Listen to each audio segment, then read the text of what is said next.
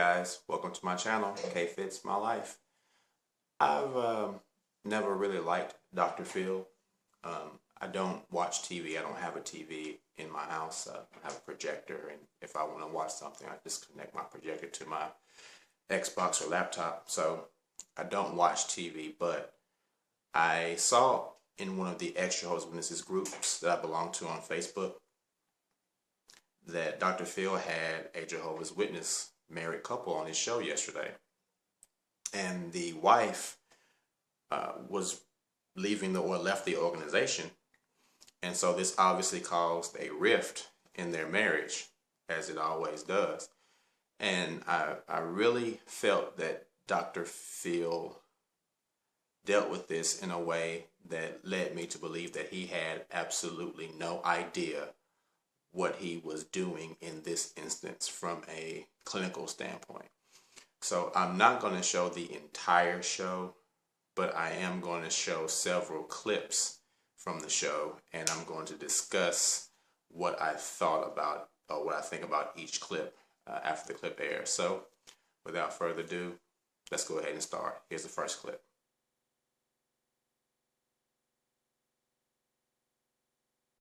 Okay, let me see if I've got everything right here. You say that your husband thinks of you as less than human based on the teachings of the faith, right? It's not that he thinks of me less than human. Well, that's what you said. I don't think I was referring to him, Dr. Phil. I was referring to the organization. They certainly see me as something less than, as certainly subhuman. I'm marked for annihilation. And you said because he prays for Armageddon, he prays for the end, and you're going to be annihilated at the end. Yes, I am. That you feel like he's actually praying for your death. That would be the natural conclusion of things. Okay. Now, I have to say this is a very interesting observation by this woman. In all the years that I've been a Jehovah's Witness, I never really thought of it like that. When I was a Jehovah's Witness, I never would have really thought, or when I left, I never really thought of how people who had an unbelieving mate that were still praying for the end of the system of things were and are actually praying for the death of their significant other. And that is true, because the way the Jehovah's Witnesses think is that anyone who is not a Jehovah's Witness will be destroyed when Armageddon comes. So if you are a Jehovah's Witness and your mate is not, and you're praying for Armageddon to come, you are in fact praying for the death of your significant other. And I know this for a fact. And not just significant others, Jehovah's Witnesses in general do that. One example, I remember when I was still in the organization, I was at a Watchtower meeting. Actually, it was a book study. And we were in the back of the Kingdom Hall, and it was on a Sunday. And was it? No, it was actually a Monday night. And the Titans were playing. And traffic getting there was really bad because, of course, game day traffic is always bad. And I remember one of the men in the organization saying, yeah, it was hard getting here because everybody's over there at that Titans game. I just can't wait till Jehovah just destroys them all. And I was thinking, you do realize that most of the people in the town are at that game. So if that happens, you're not going to have nobody to preach to or whatever. The fact of the matter remains that Jehovah's Witnesses will try to tell you that they don't say that and that they don't believe that. But it is not the case. They actually do believe that if you are not a Jehovah's Witness, you will be destroyed at the end of time when Armageddon comes. If it was not the case, then what would be the importance of becoming a Jehovah's Witness? If you not being a Jehovah's Witness, or if you decided not to be a Jehovah's Witness, and the end came, if being a Jehovah's Witness didn't matter, then you would be okay. So obviously, the reason they're recruiting people is because they believe that if you are not a Jehovah's Witness, then you will be destroyed when Armageddon comes. That's the whole hook in getting someone to come into the organization, so that they won't be destroyed. So if they are telling you that they don't believe that, they're being disingenuous, and they're being disingenuous because they are actually being told things in a way to obfuscate the truth by the Watchtower Bible and Tract Society. The Watchtower Bible and Tract Society and the governing body actually believe that if you are not one of Jehovah's Witnesses, you will be destroyed when Armageddon comes. That's facts. That's facts. Let's go to the next clip. I've talked to a lot of couples. That's a steep hill to climb if you got one praying for the other's death. Yeah. I obviously don't want that to my wife, obviously, especially mother of my children. I feel that there is still time between now and the conclusion of the system of things. However, I also feel that God is a just God, and that He reads people's heart conditions and not based on what they actually do in life. So I believe that there's still some hope for my wife. Okay. Now, what this guy just said is a complete Jehovah's Witness response. It is exactly what I would expect to hear from a Jehovah's Witness, one, and two, exactly what I would want to hear from a Jehovah's Witness that was having to explain himself on national television. So this is a Jehovah's Witness response. This is a genuine Jehovah's Witness response, especially when you hear terms like system of things and time of the end and things like that. Those are standard Jehovah's Witness phrases. So this is, in my opinion, a genuine Jehovah's Witness response. Let's just look at what his wife says. And when I say it's a genuine Jehovah's Witness response, I don't mean it's an honest Jehovah's Witness response. I mean it is a genuine Jehovah's Witness response in this circumstance. But let's look at what his wife says. That's totally not in harmony with what the organization teaches. You know that, right? I understand what the organization teaches me. So now you're thinking outside of the organization. You know what that's called, right? I'm based my thinking not solely on what the organization, but what I've been. So now you've got independent thinking. You know that that's not allowed. Okay, Dr. Phil. Okay, now what this woman said is exactly right. You cannot go into the Kingdom Hall of Jehovah's Witnesses or the Watchtower Bible and Tract Society and tell them, I realize what you guys teach, but I'm going to base my final thoughts on what I believe and the conclusions that I come to. You cannot do that and still be in good standing with the congregation. Like she said, they discourage independent thinking. You have to go along with what they say to the letter, or there is going to be a problem. You would end up being in what we used to call the little room, or some people call it the back room, but it's always some small room in the back with no windows, and people see you going in there, and they are like, oh no, brother such and such is in the little room. Something must have happened. I wonder what he did. So what this woman said is exactly spot on right. She is correct, and he knows that he cannot be a good Jehovah's Witness in good standing with that attitude. Let's continue. No, don't give her that moniker, because I'm not passing judgment on anything. I'm the least judgmental person you'll ever meet. Trust me. Now let's continue to watch so we can see Dr. Phil make this a big lie. That's all he does is judges people. So watch. Let's continue to watch. He's gonna make that statement a huge lie in a few minutes. Let's just watch. It's a hard situation. Well, I made a list of all the reasons you said that you left. Mm-hmm. That first one was top of your list, changes in the doctrine. Yeah, like 1975. They had one foot on the gas pedal, one foot on the brake. And what was supposed to happen in 1975? The end of the world was supposed to happen. Okay. Armageddon. And it didn't happen, obviously. No, it didn't happen in 1975. It didn't happen in the 4 or 5 other dates that they predicted that it would happen either. Okay. You said there's no looking in places that cause to question. Yes. So you're not allowed to look at anything that would question. No. It's all labeled apostate material. Okay. And that the organization has God's backing. That's what they believe, yes. They believe they're God's organization, that the 7 men in New York, the governing body, are spirit-directed. And you say that some of the kids that go through school are very intelligent and they earn scholarships to elite colleges. Yes. And they applaud them giving up those scholarships. Yes. What's wrong with getting an education? Well, It's just not necessary? They don't believe it's necessary because the end is coming. I have gone to college, so I've had that education. I don't believe that it's absolutely necessary when you put Jesus' work first. Okay. You say safeguard. You're not being entirely truthful, because you know that if you wanted to go to college right now, if you want to go home and go to college, you know that you would get counsel first, and then if you avoided that, if you totally ran past that counsel, there would be more counsel, and then there might be some discipline in there as well.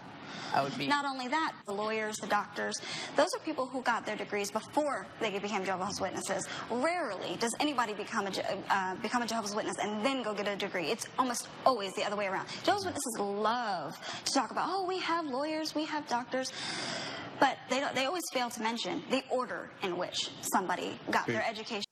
Now, again, she is correct.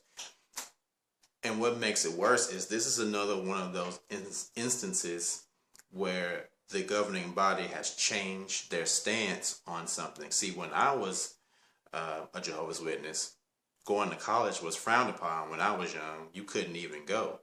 So for this person to say, you know, yeah, I have a college degree, well, that's because you live in a time where they have changed the truth. The truth has changed. So that goes again with what I was saying in my last video. There are so many people who lived in a time where you couldn't do things. And now these new people are saying, yeah, but you can do this. We can do this. I've done it. Okay, but what about the millions of people who are now 50 or 60 years old and wanted to go to college, but they couldn't because the governing body said that going to college was against what God wanted them to do? So yes, and also the Watchtower really encourages trade school. They don't encourage you to go to some school that's going to take you 7 or 8 years to learn whatever trade it is that you would learn at that school. You don't hear the Watchtower telling people to go get their master's or go get their bachelor's degree. That does not happen. That doesn't happen. So this woman, again, is correct. What she is saying is 100% true. The Watchtower is not trying to have you spend 8 years trying to get a master's or a bachelor's. They want you to spend the rest of your life getting a master's or a bachelor and getting them their money. So let's continue. Okay. Now, before we go on, I said I had what I think is a pivotal question for you. The church has basically shunned your wife now because of her position, and you're labeled apostate. You say it's the same thing about your son because he's not the biological father. Correct, yeah. And you may waffle on the words about this, but you went to the elders and had a discussion. You claim they picked up the phone and called CPS and turned you in with an allegation of molestation based on a misunderstanding. And when that was all fully explained, you claim they have refused to step up on your behalf and intervene, correct? Yes. Okay. This is where Dr. Phil starts to get very not able to understand the mind state of the person he is talking to. he is going to talk to this man in a certain way, and what he's going to do, and how I know he doesn't truly understand what he's trying to do, even though he's going to say some things that all XJWs say. But I want you to pay attention to the facial expressions of the man he's talking to, because they are going to tell why you can't approach the situation in the way that Dr. Phil is approaching the situation. So just pay attention to the man's facial expressions. Here we go. I've always had the attitude, if I go somewhere and my wife and family aren't welcome, then I'm not welcome. And if somebody tells me that I am to shun my wife and children, they can kiss my ass. And I don't care. I don't care if it's a church or the government or a school or whoever it is, because I don't believe what label or brand you put on a religion. No God that I know, which is a loving God, is going to ask me as a man to turn my back on my wife and my children. And that's got nothing to do with religion. That's got to do with being a man. And I just don't understand how you can go to these people and, as you claim, they can turn you into CPS, get your children taken away from you, shun your wife, get your children removed, refuse to intervene on your behalf, and then you just follow along and say, well, what do you want me to do now? I really have a problem with the common sense aspect of that. So tell me what you say to yourself about that. Okay, here is my problem with what Dr. Phil just did and what he's going to continue to do toward the end of this program. I'm not going to show the whole thing, but you'll see what I'm saying.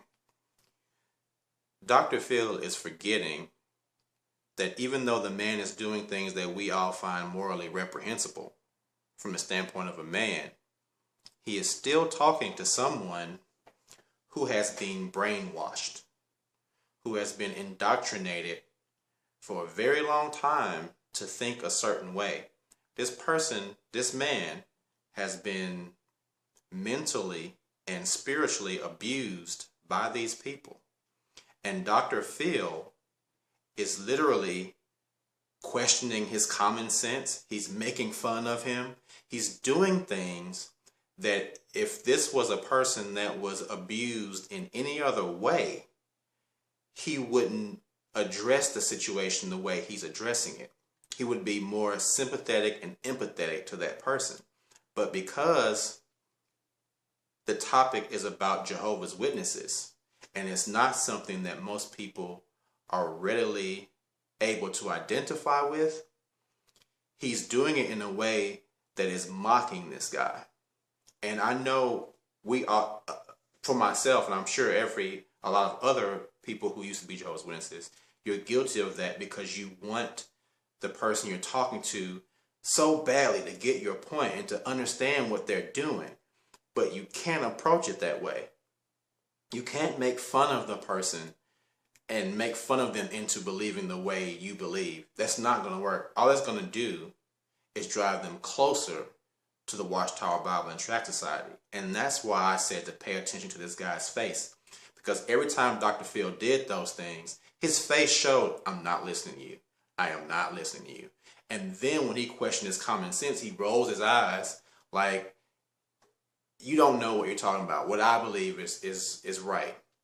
And that's the point. You, as someone who is supposed to be a doctor, it would seem like you would think, you would know that you cannot talk to someone who has been in an abusive relationship like that. You have to come at them in a way, especially in this situation, in a way to make them actually question the organization themselves.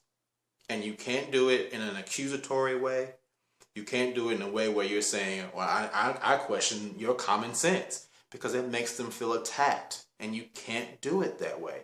You have to do it in a way that makes them say, okay, that is a valid point. let me think about that. Let me try to think about it. It's hard enough to try to get a person that's a Jehovah's Witness to think, period. It's even more difficult for them to think when they feel like they're being attacked. And I am guilty of this because I have tried to talk to someone who is a current Jehovah's Witness and get them to see the questions that they haven't asked. And it's so frustrating because they will actually sometimes say something that is in agreement with what you're saying, but they don't even realize that they're saying it. And then when you say, hey, did you hear what you just said? The programming is so deep that if they say something knowingly or unknowingly that goes against the Watchtower and they hear it, it's like a switch turns on and they immediately make that face like that man made, like I'm not listening to you anymore. You're an apostate. I can't listen to you anymore. And they just turn off. That's why this guy is not going to listen to Dr. Phil. And that's why I have a real issue with what he did, because if he has some type of training, he should have already known that. He should have done some research. So that makes me question whether this is a genuine opportunity for him to try to help someone, or if this is something that he's doing to ride the bandwagon of all the negative press that the Jehovah's Witnesses are going through. My point is, these things that he's doing, he shouldn't be doing this to just a guy that's in the organization. He should be asking the governing body these questions. He should be pointing this microscope to the people who are in charge. Most of us, if not all of us who are ex-Jehovah's Witnesses, don't necessarily try to blame the people who are in the congregation. Our main issue is with the governing body and the Watchtower, because they are the ones who are funneling this information down to people and brainwashing people, right? So Dr. Phil needs to better understand the mentality of someone who has been indoctrinated or brainwashed for decades of their lives. He's just not going to go on the Dr. Phil show and get yelled at and be asked, well, how's that working out for you? How's that working out for you? How's that working out for you? And it's all, okay, I'm no longer Jehovah's Witness. That's not going to work. And so many of us, there needs to be as many ex-Jehovah's Witnesses as possible to post these videos to talk about this stuff, because people honestly don't know enough about Jehovah's Witnesses in general and know very little about ex-Jehovah's Witnesses and the struggle that we all go through. So that's my rant on that part. Let's continue with the video. There's just a little bit more left, so let's continue. It doesn't feel good. That's for sure. I love my wife. She's labeled an apostate not because she left the faith. There's a lot of people that leave the faith and not labeled an apostate. She's labeled an apostate because she speaks against the faith. Okay. Right here we have an instance of one of the times when the Watchtower Bible and Tract Society changes the definition of a word. Now, I'm going to flash on the screen what the definition of the word apostate is.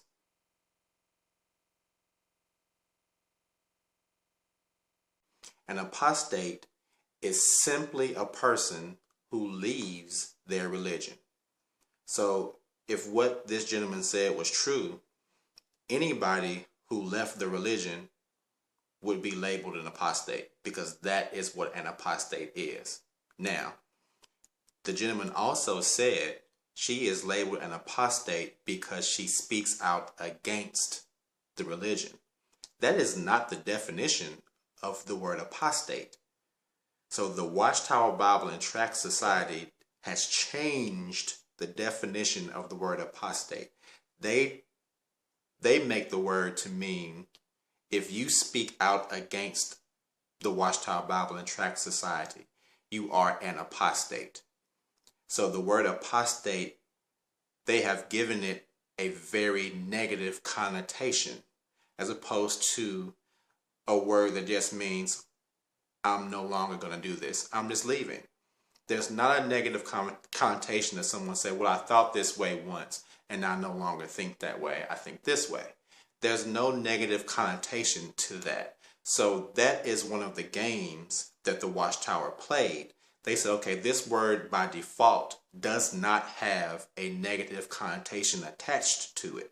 So we have to change it, and we have to attach a negative connotation to this word so that when people hear it, they're triggered into thinking, okay, that word means something bad against the Watchtower. So anyone who is associated with that word is associated with the negative emotion that the Watchtower wants you to have when you hear that word.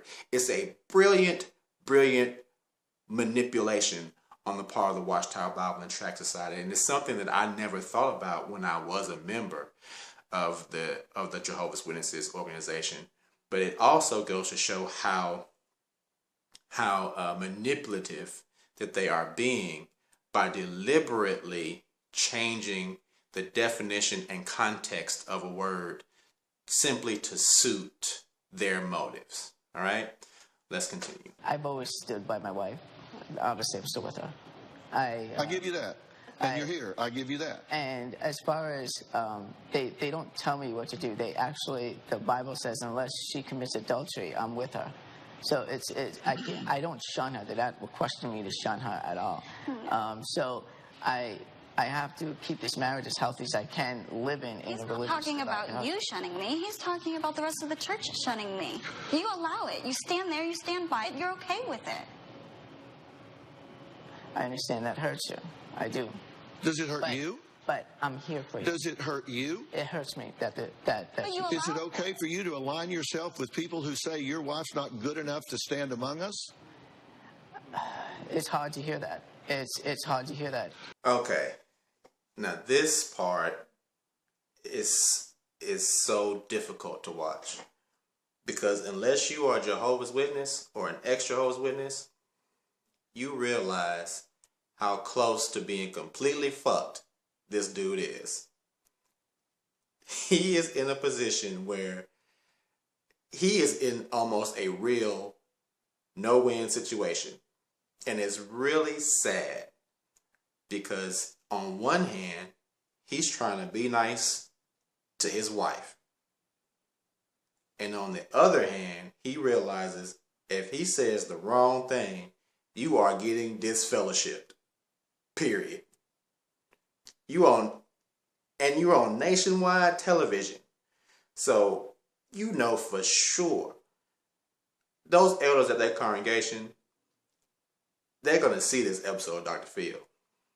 So he is between a rock and a hard place and another hard place. He got Dr. Phil, his wife, and the Watchtower Bible and Tract Society all watching this interview. So what can he say? He's so fucked. What can he say? Okay, you're right. I shouldn't allow them to shun my wife. Now he's fucked with the Watchtower Bible and Tract Society. He can't say, well, she's supposed to be shunned, and I gotta shun her because she's an apostate. Now he's fucked with his wife. This dude is in a horrible, horrible, horrible position. And it's not just him, it's so many millions of people who are in this situation where you want to do what you feel is right, but you're battling against what the Watchtower has told you. And so you have this battle going on inside you where you're thinking, okay, that's my wife and I love her, but she's going to get destroyed anyway. And if I go along with her, then I'm not gonna get eternal life on the paradise earth simply because I wanted to go with my wife. But I love my wife, but I love the organization. This dude is so fucked. There is really no way for him to get out of this situation. And it is so sad. It's so sad that Dr. Phil even put him in this situation. And I can't even imagine what this dude is thinking at this moment. Like, it would be so hard to be in that place. So I don't know exactly what Dr. Phil's motive was, but I think there would have been a much better way to handle this situation. And I know that he does it. Dr. Phil doesn't know what it's like to be a Jehovah's Witness by the way he handles this situation. But that moment in particular, and there's one more moment like that, is so difficult to watch because I can only imagine what this man is feeling in his heart and what he's thinking in his mind right now. All right, let's continue. Joining us now is Dr. Charles Sophie, who is the medical director of the LA County Department of Child and Family Services. He is a board certified and licensed psychiatrist, and he is the medical director, as I say, of DCFS here, which I believe is the largest in the country. Yes. You've had your children removed from the home, correct? Yes. And they told you the reason was? Risk of sexual abuse. Did they have any proof that that was the case? No, in the conclusion of the affidavit, it said that they could not substantiate anything, and that it wasn't even why they took the children. That in the conclusion of the affidavit, it said that they were not taking the children over anything sexual. Well, so why did they take the children? Well, the notice of removal said risk of sexual abuse. Okay, just risk. Yes. Okay. Now, Dr. Sophie, Yes.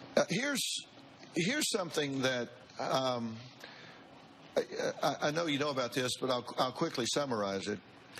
There have actually been 7 cases opened with regard to this family across 2 states. They have all been closed without any positive finding, correct? Exactly, yeah. April 2017, Tatiana called the elders to discuss the marital problems, and you reported to them that you had come in where Robert was babysitting and his zipper was down.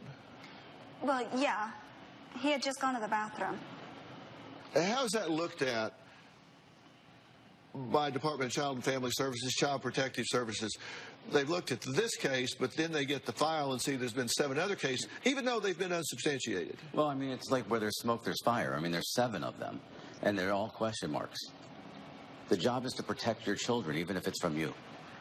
But they were safe at home. Well, you think that, but from I the know outside, that. it doesn't look that way. And you have to try to see that. I can't. Okay, but you're going to have to, because if you want these kids back, it's admitting that you need some support and help. Whatever the dynamic is, it turns on you.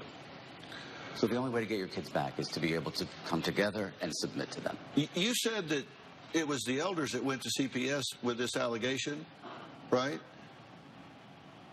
The elders are the one that allegedly made the allegation. Yeah. Okay, but why did you go to the elders with this information?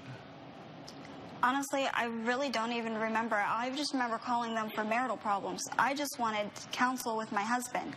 I just wanted help having my husband stick around long enough to have a conversation with me. That was it. Again, it was all one big misunderstanding. I don't understand. I can't tell you much more than that. Well, you're going to have to, because that's a real odd icebreaker with the elders to say, I'm here for marital counseling, and by the way, my husband... I don't... Well, how did I know this? Did I just make this up? Okay. I'm not...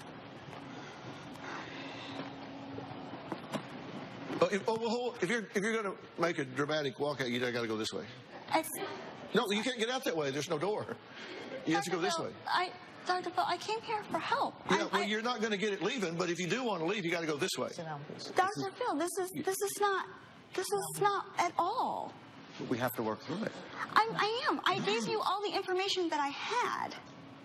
I can't begin to If you want to talk to me, sit down. If you don't, leave. I can't speculate as to what the elders said. What's all this drama? What's all this drama? I can't speculate what the elders said. That's not what I asked you. I said, what's all this drama? You're going to get up and leave. Because I came here for help, Dr. Phil. And so you're going to decide what I'm supposed to say to you? No, but you're making me feel like I'm the bad guy, like I did something wrong. My son... Oh, you've done real wrong. Let me tell you, I'm getting ready to tell you some things you've done wrong that if you don't change, you're not going to get those children back. All right, this part makes me so upset that I'm literally shaking. And this is another reason that I know for sure that Dr. Phil does not understand what it's like to live as a Jehovah's Witness. this woman, he's talking about her demeanor, how she's being difficult, and why she wants to walk off. You cannot imagine what this woman has probably gone through unless you are a Jehovah's Witness. Think about it. Okay. Firstly, she goes into this organization. She's been indoctrinated for almost 10 years. Okay. Then she discovers that this organization is not the truth. Now she has conflict within herself about, okay, do I want to stay in this organization? Because I know if I leave the organization, I'm going to lose my husband and I'll possibly lose my kids. Okay, that's a conflict. Then she decides to actually leave the organization. Now she has directly put herself in a position where she has lost friends, probably lost some family members, and is in danger of losing her husband and in danger of losing some of her kids. And so now she comes to this conclusion, now my husband's going to be praying for me to be destroyed, basically. That is another conflict. Now you have to look at the conflict within her. She realizes, okay, this is not the truth. And I've been indoctrinating my kids with it. And my kids are going to believe this, or believing this same thing that I thought was the truth. And it was my fault. And now I have to deprogram my kids. Can you imagine how you would feel if you taught your kids something and then found out that it was a lie? And now you have to tell your kids, I'm sorry, I taught you something that was a lie, and now I gotta deprogram you. But then on top of losing what you thought was the truth and losing your relationship with your husband and losing your relationship with your friends and extended family, and discovering that you told your kids a lie and trying to unindoctrinate your kids, now you might lose your kids because of all this stuff. And he's wondering why she's being dramatic. I'm surprised this woman can even finish a sentence. I would be going so crazy too. And that's how I realized that Dr. Phil has no idea of what he is dealing with and what these people are actually going through. If anybody else in the world was going through as much as this person is going through, they would be going crazy and walking off the stage too. But it's because people don't realize what the everyday life of a Jehovah's Witness and what the everyday life of an ex-Jehovah's Witness is like. They're both super difficult. And on top of it all, you have to remember these are two abused people. Both of these people were emotionally and spiritually abused, and they were taken advantage of. So regardless of how we feel about what they've done, you still have to approach it from the standpoint that you're dealing with someone who has an abused mind. And if you would give anybody that was abused in any other way more respect and more tact when you talk to them, when you try to help them, then these people should get the same amount of tact and respect, because they have been hurt. They have been hurt mentally, and the man may not even realize it, but he has been emotionally and spiritually abused the same way this woman, even though she realizes it. It's not like, okay, I realized I've been abused and now I'm fixed. No, you have to deal with all the shit that you've lost. You've lost years of your life, your freedom, your dreams, your goals, everything you want to do. Your very life, it's almost like being in jail for 10 years and then expecting that person to come out of jail and just forget the whole time they were in jail. They're not going to forget that. They're going to take it with them for the rest of their life. This one was only in the organization for about 10 years. Imagine people like me who were in for 25 years, or people who were in for longer. There's people on YouTube who were in the organization for 40, 50 years. Ray France, the guy that wrote Crisis of Conscience, was a member of Bethel. He was like way up. He was in the organization for like 60 years before he got out of the organization. And then he wrote a book about the whole organization. It took years for him to get out. So you're not just going to leave that baggage behind. It's going to stick with you. It's going to be a hard thing for you to get rid of. So people have to remember, when you're trying to help someone who is a Jehovah's Witness, or someone who is an ex-Jehovah's Witness and is still dealing with all the baggage of those things, you have to really understand that you're dealing with someone who has been abused. And you have to deal with them the same way, even though you can't see the marks. The marks are there. They are there, and they will never go away. So be nice to these people. Be careful with them. Be loving with them, because they are hurt. They are hurt people, and they don't need you or I to take our frustration out on them.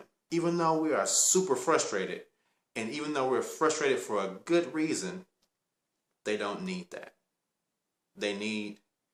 You have to be loving with them and let them know that, hey, I'm saying this to you because I care about you and I love you. And if it came to a point where you had to drink the Kool-Aid, I don't want you to drink the Kool-Aid. I don't want to lose you. You know, I love you. I miss you, and we miss you. And trust me, even being that way, it's going to be super difficult to get someone that's a Jehovah's Witness to see your point.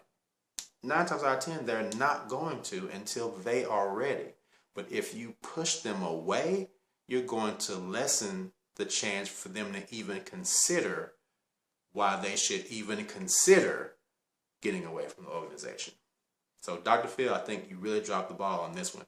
I think there are a couple more clips, and then we'll wrap it up. That was perfect. Every parent needs help. And I'm here. I'm trying to get the help. We agreed to parenting classes. We volunteered for these things. We volunteered for a lot of things to get the help that we needed. I never said that we were perfect. By all means, we can do better. But there was no risk to the children that they needed to be taken away. Do you want to hear what I have to say or not? Of course she doesn't want to hear what you have to say. I don't want to hear what you have to say. You know why? Because she's dealt with an organization full of men who don't want to listen to what she has to say, because she's supposed to just do whatever they tell them to do. And not because she's a woman, it's because she is a member of the Watchtower Bible and Tract Society, and she's supposed to just listen. It has nothing to do with men and women in this instance. It has to do with the fact that you're a sheep and you're supposed to do whatever we tell you to do. Okay, so she's been dealing with that for the last 10 years. Then on top of that, her husband, she sees that he doesn't listen to her because he's going to go off and do what the Watchtower Bible and Tract Society tells him to do. So he's not listening to her. Then she comes to your show. You don't know anything about being a Jehovah's Witness, and you're just browbeating her, to use a term that the witnesses use a lot. You're just yelling at her. You're not empathetic to her because you don't understand what she's going through. And now you have some other psychiatrist on the show that's telling her to say yes when he doesn't even understand what it is to be a Jehovah's Witness and what she's going through. So no, she doesn't want to listen to you. And if you had any idea of what you were dealing with, you would understand why she doesn't want to listen to you. I'm pretty positive any XJW watching this video probably feels the same way. They're like, I don't want to hear what you have to say either. I know I don't. Say yes. Yes. Yes. Give it to me nicely. Give it to you nicely. Oh. You act like you're doing me a favor to listen to me. You called me.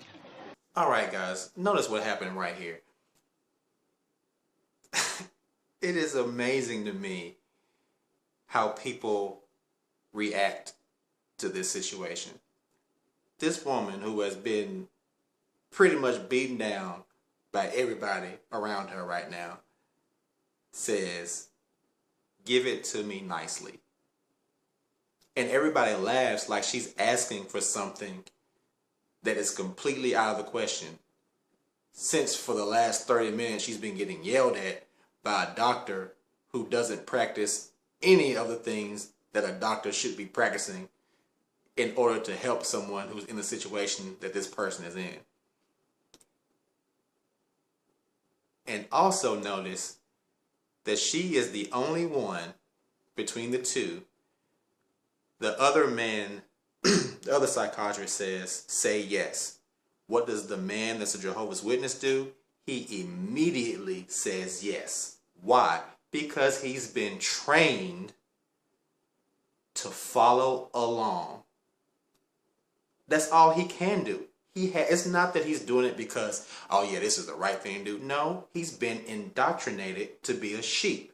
So anybody who has any form of authority that says something, he is automatically going to follow along with them because he is a sheep himself. This woman is not asking for anything out of anything extraordinary when she's asking for a doctor to speak nicely to her.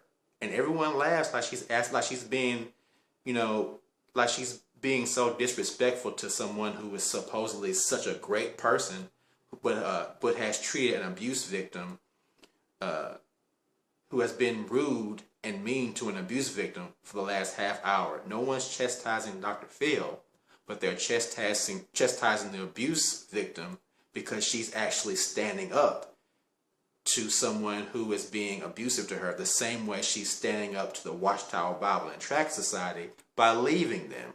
There's a lot in this video that the average person wouldn't notice unless they knew more about what a Jehovah's Witness goes through or what an ex-Jehovah's Witness goes through. This is the very last part of this clip. I'm going to play it out and then I'll wrap up everything else, all right? You said you needed a miracle and you prayed to God and he gave you me. I gave you the platform.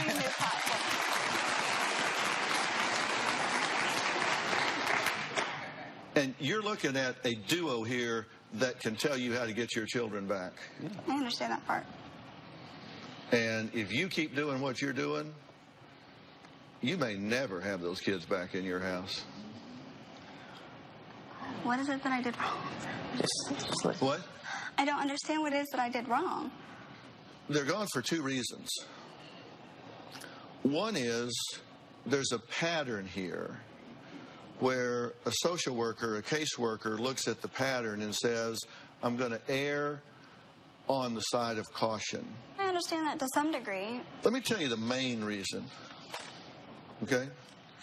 The main reason, and I think we've seen a pretty good evidence of it right here today. Yes. The minute... roll your eyes later. Listen to me now. I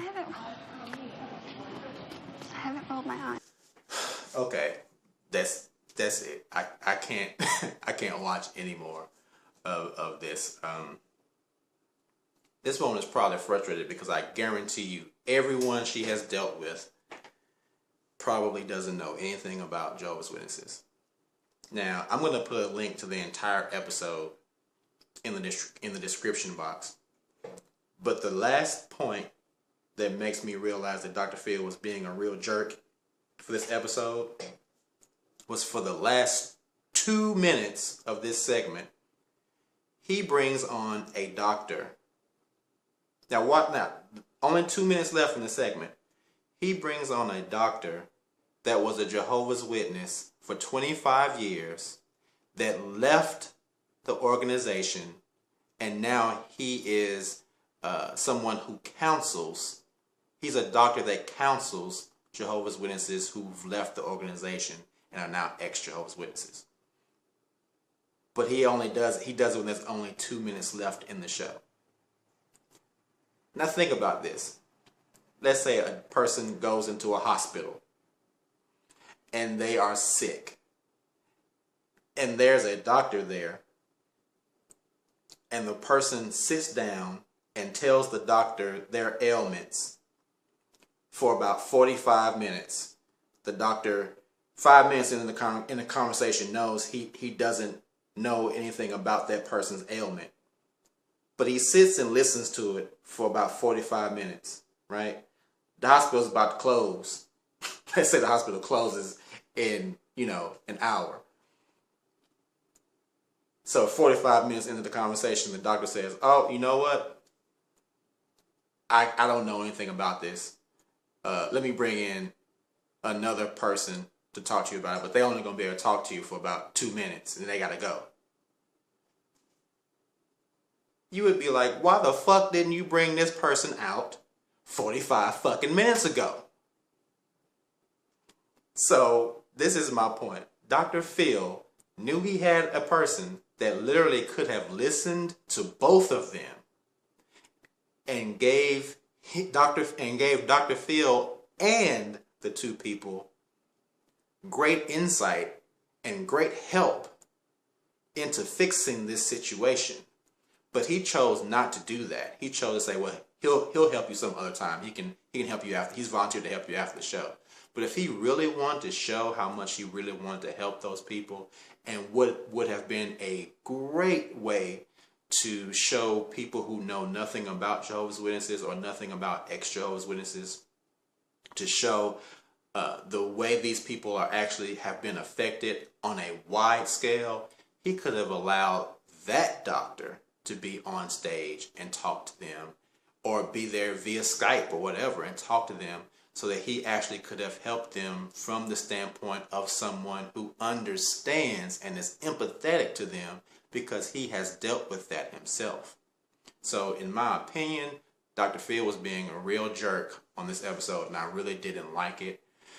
And I hope going forward, if somehow this video finds Dr. Phil's eyeballs and ear holes, that he would take the time to really investigate a lot of the stories on YouTube of ex-Jehovah's Witnesses or current Jehovah's Witnesses who are dealing with, mates who aren't Jehovah's Witnesses, or people who are trying to leave the organization, so that he can really get a better understanding of what it is that we go through.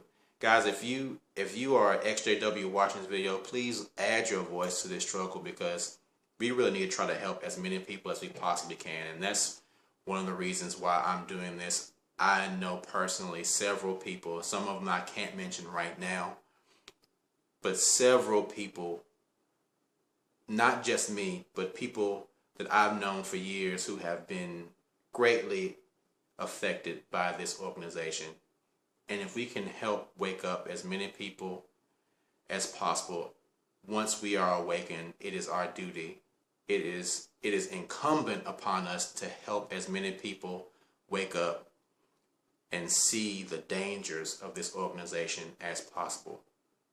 I don't agree with anybody doing anything against their will, but if you are able to show someone something and their reasoning skills helps them to see that what this person has been believing isn't true, then we have to do that. We have to help these people, all right? So I know this video has been kind of long. I really appreciate you guys watching. If you found it helpful, please like, share, subscribe, hit the bell so that you know when I upload other content. And then, yeah, I think that's it. Thanks again for watching, and I'll see you guys on the next one, all right? Peace.